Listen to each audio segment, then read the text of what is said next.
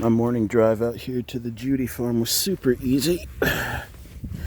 And finally getting on my box that I bought forever ago. Also rocking my True Work shirt. See how it does in the cold. I finally got a chance to break in my box shit kickers. I got these bad boys as part of a sponsorship deal with my apprenticeship at Eagle Rooftop Farm. Basically, Boggs donates a ton of gift cards to the program. And while you're at it, check out my sub-series, This Time Last, to see more about the Boggs sponsorship, my apprenticeship at Eagle Rooftop Farm, and the work I did at the farmer's market to complete it.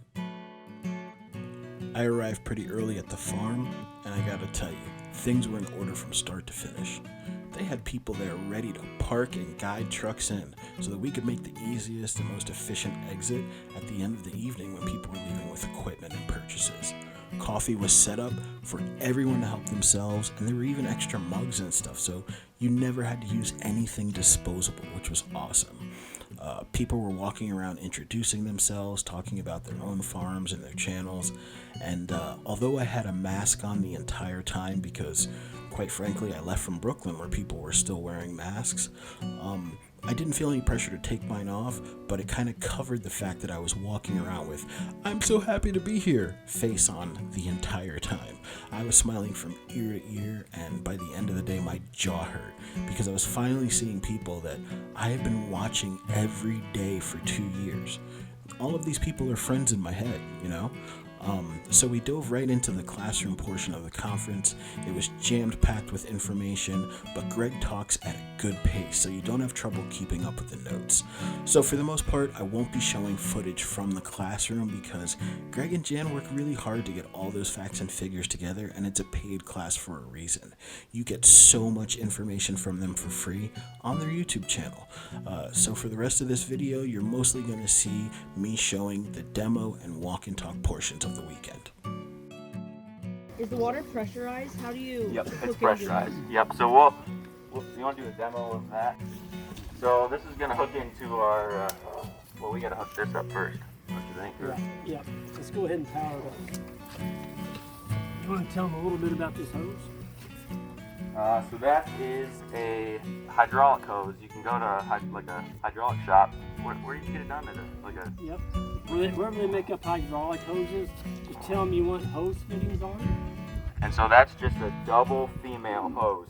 And what that does is, since the tank, the Job Megaflow is a male fitting, and your end of your hose of your normal garden hose is a male fitting, you need the double female in order to make the connection right. Yep. So it's a double female, and that goes with every single tank. We have one of those. Just, and it doesn't have to be very long. And sometimes that's all the hose we use if we're putting the tank right next to a coupler inside those hoses. Just look in there, and if that washer's missing, you're going to probably have a leak. So that's an easy fix to maybe a leak. Do we have any in the 4-inch? So it's just a little bitty washer, but it just slides in that hose and it just makes a good seal. So put that back in your wallet.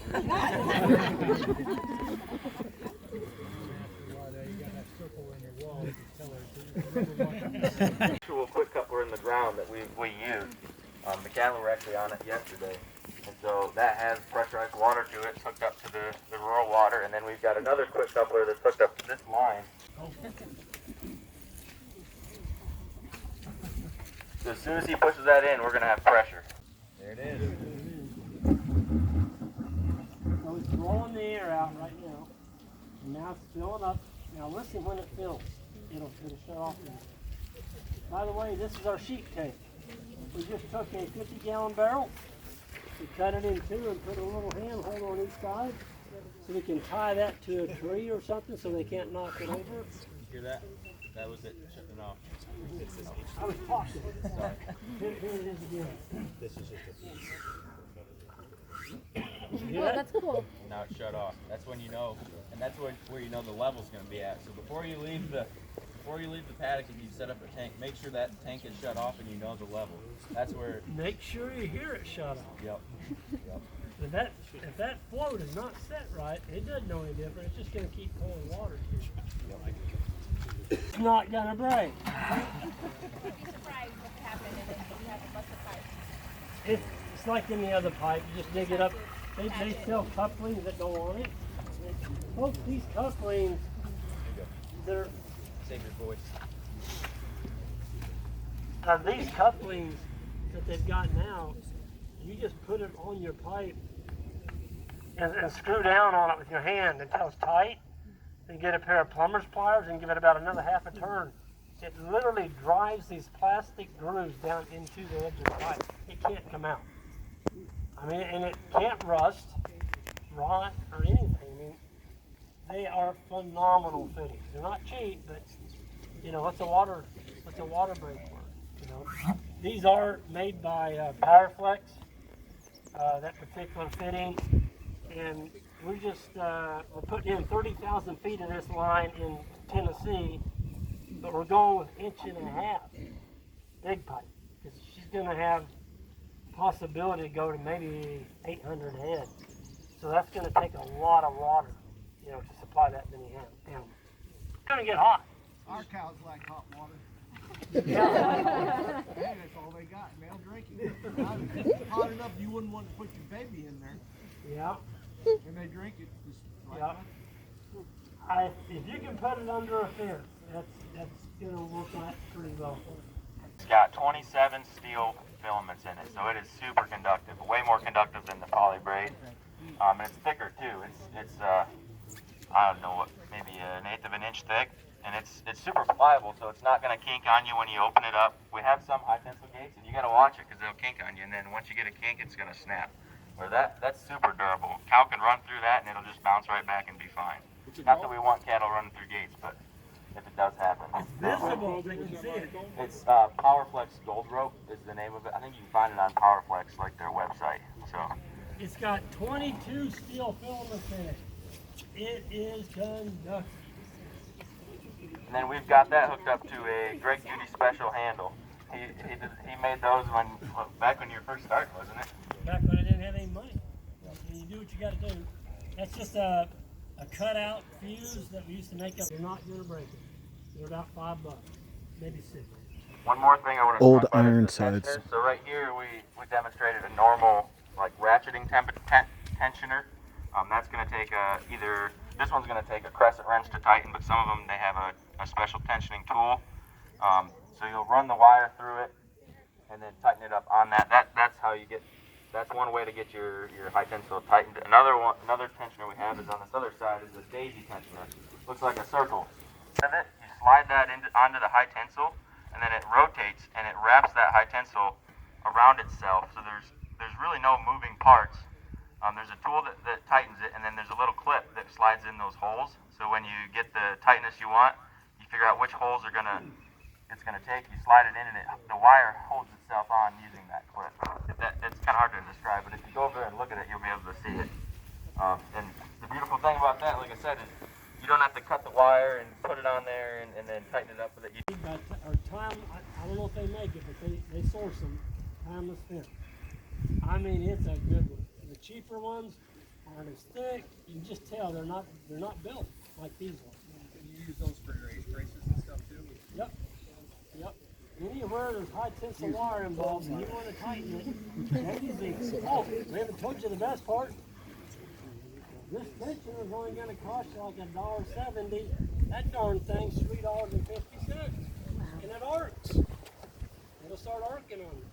Greg, how much tension? Are you going any specific tension or just enough to keep it from sagging? Yep, I don't want any sag.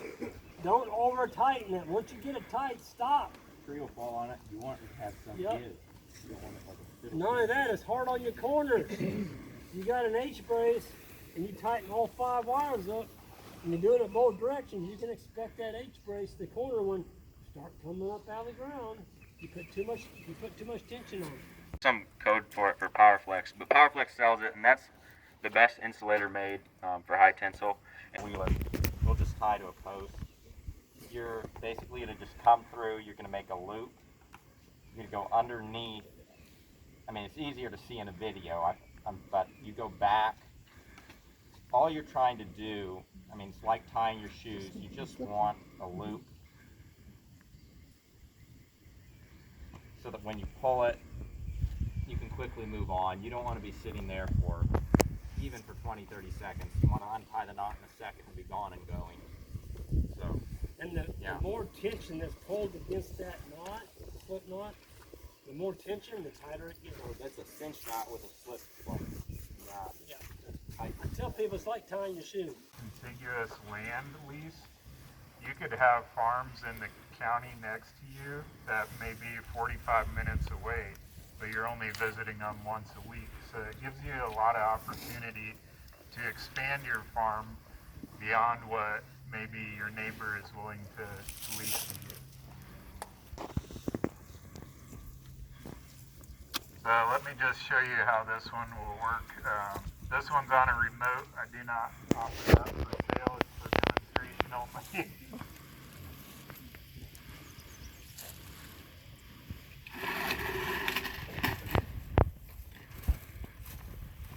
I've been selling them for about a year, and I got some feedback from a guy who's pretty excited about them. He said it took a few days for his heifers to get used to it. They were scared of it at first, but he said once they recognized that there was a fresh salad bar on the other side, they figured out they'd head that way. So it may take a little while for your animals to adjust to it, but they'll learn pretty quick.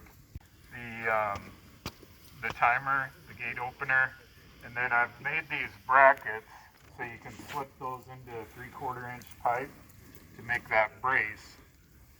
So it does come with a pair of those brackets for $275. And you can find it on my website, teeterfarmtech.com, or I've got some for sale here today, and I'll be here tomorrow too, so just approach me. We have our hay brought in on inline trailers nowadays. Greg puts his on post. We do not yet. We just don't have the manpower to do that. Whenever they come in, they drop them off wherever we want them in our field. Most of your hay guys will do that for you. Of course, they charge you, but it saves us from having to go do it ourselves. So whenever they bring it in on an inline trailer, we push every other bale out. So if it's in a straight row, we will roll by hand because they're tight. You just had them baled. You can just roll them right out. So they're staggered. 1, 1, 1, 1. So whenever you're out in the field, all you have to do is whip around, back straight in, hook up to it. Here's the Greg Judy Bale Unroller. He came up with this design himself, and now a local small business, Reject Ranch, manufactures and ships them. They gave a comprehensive demo on hitching, loading, and unrolling the baler. I also picked up a sweet hat from them.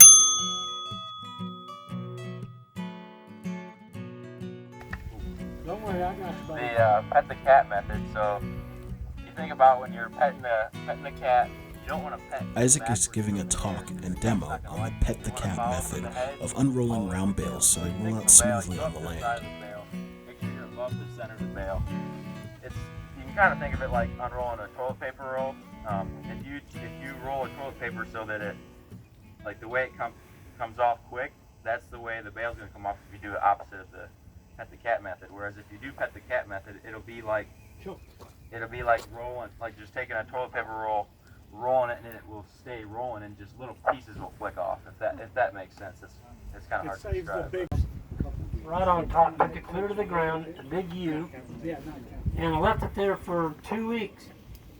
I was busy, didn't have time to mess with it. Honestly, I better cut that off of there. Figuring the post is ruined, I cut it off, and that post kind of did that, and then it stayed there for about 7 days. And the sun came out, it got warm, the darn thing went right back up. And it's the one down there on that side of that big tree. You can look at it, it's still just as straight as an arrow. What's crazy is, folks, those things are sharpened. And you think, yeah, but it's, it's a vinyl post. How tough can that be? You can put we used a porta power, putting these in on the road. And we hit a root. I told the owner, I said, you need to stop. You need to relocate this post. You're not going to get it through that root. We said, give it a minute. He kept on it. It went through the darn root. So, you're not going to go through rock that deep, but they're pretty darn stout. You can't get them out of the ground. Once you drive them down in the ground, they've got a suction on them. And they've all got a limiter. It's already on there. That's how deep you go, right there. So you don't need to get a magic marker and draw on them all. It's already on there. When you get that deep, you need to stop right there. Well, I can tell you how tough they are. We put our very first ones up, and we have a circle driveway that goes around our shop and our house. We put up a short stretch. We put in just 8-inch corner posts. Back then we didn't know anything about the 8 braces or anything. We had it up about 2-3 months. A car drove through it, 6 strands. They drove through it, fence stayed up, not a problem. They turned around, went back through it, and they jerked it. It pulled it all off all the wooden posts. They jerked every one of them timeless fence posts out. Finally, one of the neighbors, apparently it all stuck to their car, they brought it back from down the road. We cut the wire out of it and we just reused the post. I mean, they're that tough. I was very, very impressed. A roll high tensile wire without one of these. There's all different sizes and makes. I would call this one of the better ones. Maybe call that a contractor grade. Your wire goes on. Can you get that out of there?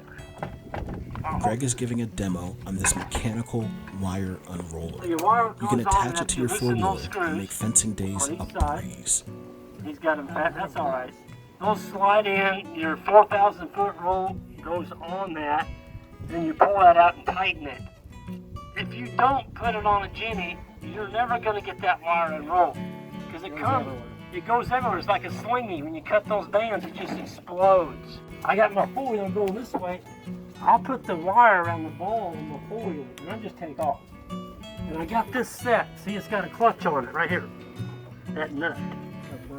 Yeah, it's a brake. You can tighten that down so there's some resistance there. He's over there chewing on, gnawing on it, trying to get it down his throat.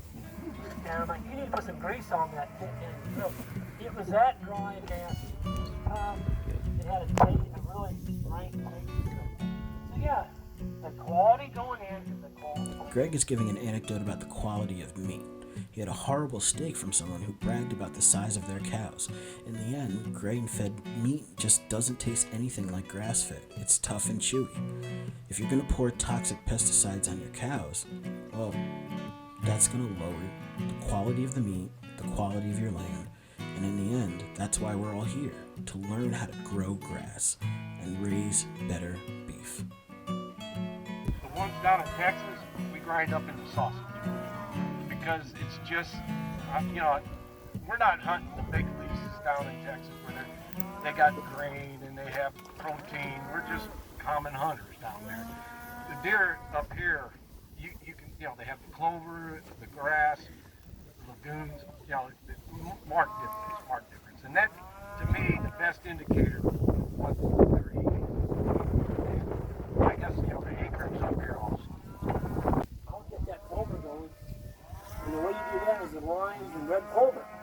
I got a broadcast season that goes on my ATV, and I'll put down 3 pounds of clover per acre. Just spin it out, bring the cows through there, they'll plant it, stomp it in the ground. But you got to get that lime in there if you got a low pH. Otherwise, you're not going to get clover. Yes, ma'am. Sure. Your plants are not recovered. You're coming back. That's what you got to look for. They got this. He said wait until you have pointy end on the grass and you know it's ready. That's beautiful for us. It's me and probably 8 kids that could go and pick all the thistles out of that hill. When you put them kids moving wire, have them kids moving wire, each one. So I was unable to get the entirety of this clip, but this gentleman asked, what do you do about deer and feral hogs that you just can't keep out of your fence line? Shoot them. I try. You know how fast they breathe? Greg is right. Nuisance animals like deer and feral hogs, that's perfectly good meat that you, if you don't want it, hell, give it to the food bank. Either way, it's causing more damage than it is good. Around the grass, pulling it off. They don't bite it off. That tongue is ripping the grass loose. And when they do, it's sending a shock signal down to that plant and it's stimulating the roots on that plant. There's billions of little soil microbes living on it. That's what makes the plants grow back fast. There's also a liquid on the end of that cow's nose. It's called smooth. Smooth. Schmooze, as Greg calls it, is the mucus on a cow's nose.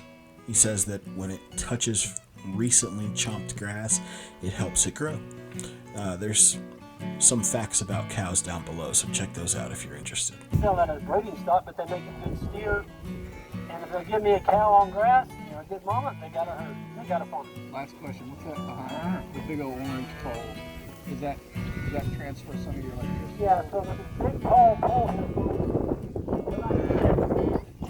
I came across, this sand is too loud.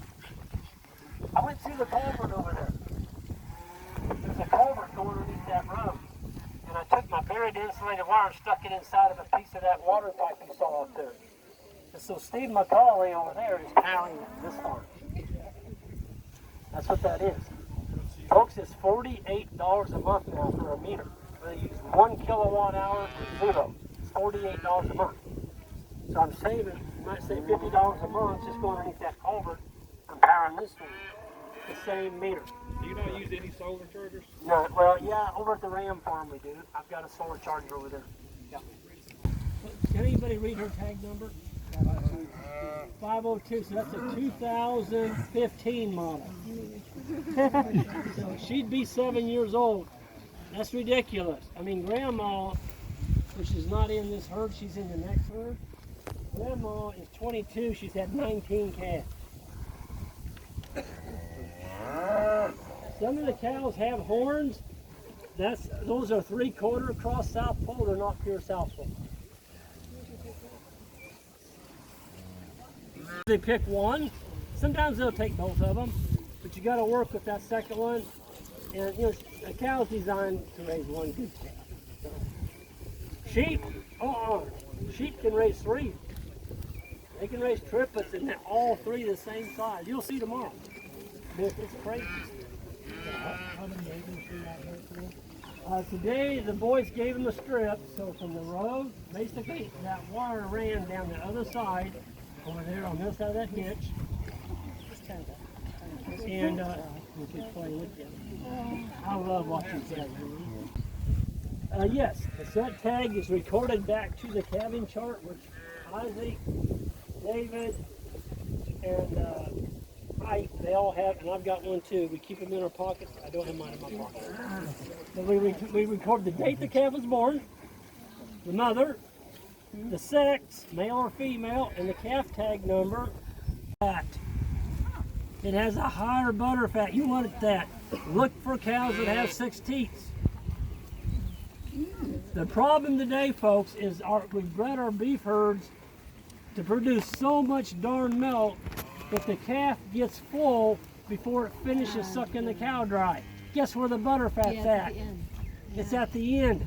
And so the baby calves are never getting the butter fat. They never get it. Our calves get it because we bred cows that don't give a lot of milk. That cow's going. She looks like a darn dairy cow. But that's another good reason to put 4 cows on it. A cow. Well, you Because could. if you put You 4 could calves. put 4 calves on that cow. I'm not going to deal with that. No. Listen. Anything that you pour down the back of your cows that is a fossil fuel, any kind of oil or something to cure something, you pour it down the back of that cow, you've killed that manure pile coming out of there. There's nothing going to eat it. You're going to kill your dung beetles. The earthworms are going to leave it there till heck freezes over. There's 4 cow pats coming out of that cow a day. And that manure pat needs to be breaking down. It's not going to break down because you poisoned it. Think about that. So that cow is literally covering up 4 square foot of grass a day. 4 square foot. You know why she's covering it up? Nothing's going to eat it. I was on a ranch in Texas. They ran 500 cow-calf pairs. He went broke. He was ivermectin them spring and fall, every single cow. Ivermectin them. And there was manure pats there that were 3 to 4 years old. The fire ants weren't even eating them. Don't worry about it. There's been lice since this earth was created. Don't worry about it. It bothers you, but don't worry about it. one would be able to get in a bird house. Let me finish. Hold on. So back to the lights. You got me going now. 2 weeks. 2 weeks. Not even that long. 10 days. 75 to 85 degree weather. Them lice are gone. They can't take sunlight. It just takes that temperature to get over 70 for 8 to 10 days and it's gone. You won't be able to tell that calf ever had lice. It's going to be a beautiful new hair coat. I know you did. Spent $8 to $10 a head, torn out the neck down, killed all your biology on your farm. Yeah, I took care of my cows, but you got broke. Okay, back to you. We got 450 tree swallow houses up. In that adult pair of tree swallows, we eat 8,000 flies a day. Okay? You're looking at that. But before you put up your tree swallow houses, check for your... For more information about tree swallows, check out these other videos tacked up above. To promote to you all. I can't promote it because I haven't had very good luck, but I can't get any consumption on it. We actually put molasses in it, dried molasses, trying to get consumption. They wouldn't need it. You can't get them to eat it, it's not going to be any good. This goes on. One of them is salt. Right now I'm using sea salt. It's mine from the ocean. It's actually Kansas. It's called Kansas sea salt. So the old, when that Kansas is covered with an ocean, that's the salt that I'm mining through my cow. So the cattle gets going to this paddock and graze, and whatever's missing in that forage out there, they'll come in here and they'll lick a little bit of that mineral out of this. Well, folks, that's all I have for you. After the conference, I went home and pretty much just hit the pool and crashed. One of the things Greg talked about was what it was like starting a YouTube channel and putting himself out there when he really didn't want to. That's something I never really wanted to do either, but I'm trying it. Greg highly suggested that everyone start their own channel as an archive of what they're doing, but also as a way of just tagging videos that you can send to people to demonstrate what you're talking about. He did suggest, however, that you try not to cuss in your videos. So hopefully Shit Kickers is the last time you're going to hear me cuss in a video. We'll have to figure something out. After this point, I'm probably going to have like a swear jar that money goes into, and we'll see what that goes towards. I have a feeling I'm going to have enough to buy a farm.